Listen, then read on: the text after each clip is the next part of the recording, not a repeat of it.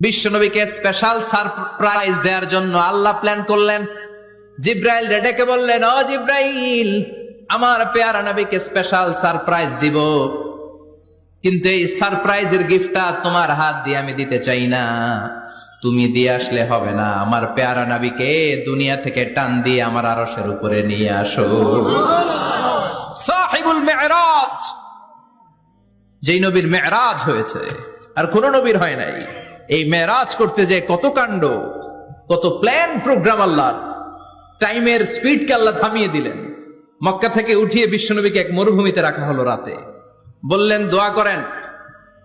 দোয়া করে বিশ্বনবী বললেন, ভাই জিব্রাইল, এটা কোন জায়গা, কোথায় দোয়া করব?